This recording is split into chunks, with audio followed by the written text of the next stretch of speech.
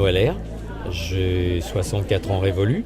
Je suis aujourd'hui coach PNL, basé en Essonne parce que j'ai une maison à Brétigny-sur-Orge où j'ai installé mon cabinet.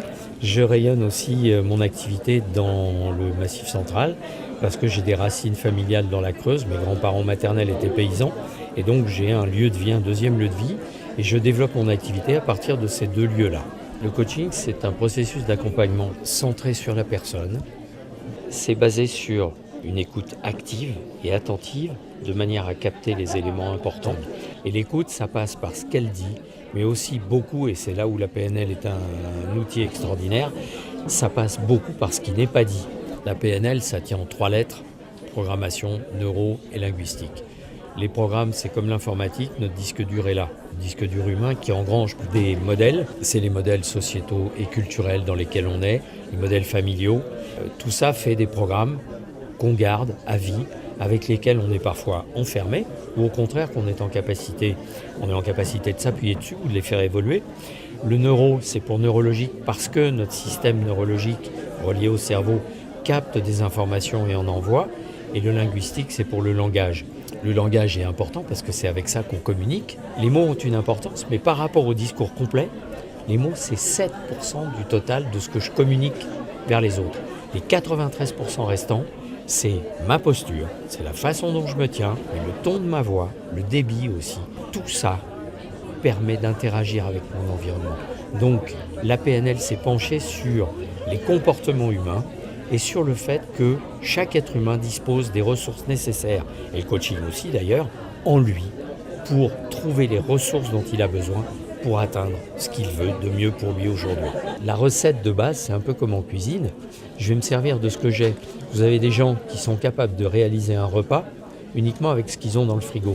Qu'est-ce qui fait qu'eux, ils parviennent et d'autres disent « il n'y a rien à manger ». Si je regarde attentivement ce que tu as dans ton périmètre, il est tout à fait possible que, et toi et moi, nous y trouvions ce qui t'est nécessaire. Tout le monde peut avoir, à un moment donné, besoin d'être accompagné. Le meilleur exemple que je puisse vous donner, c'est que la plupart des gens, la presque totalité, aujourd'hui, est capable de monter sur un vélo sans réfléchir. Il y a un moment, on a quand même eu besoin d'être accompagné pour monter sur le vélo. On a mis les petits trous, après on les a enlevés, et là, heureusement qu'il y avait une main secourable, peu importe laquelle, mais pour rétablir l'équilibre. Le coach, c'est la main dont vous avez besoin à ce moment-là. Ce qui fonctionne, c'est simplement de savoir ce qu'on veut, se poser des questions pour atteindre l'objectif. Et entre aujourd'hui et ce moment-là, il y a un laps de temps. Nous allons découper le laps de temps, un peu comme on fait un voyage par étapes. La première étape doit être facile à atteindre, demander peu d'énergie et avoir des résultats probants. C'est comme un escalier, marche après marche, je vais arriver au terme de mon parcours, sécurisé, tranquille, heureux, content du résultat obtenu. Je vais être fier aussi.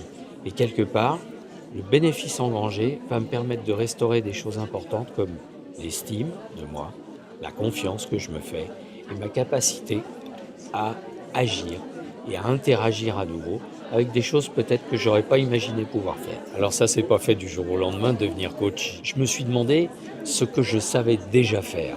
Je savais créer du lien. J'étais intéressé par les gens, j'aime les gens. J'avais la capacité aussi à aller chercher le meilleur d'eux-mêmes.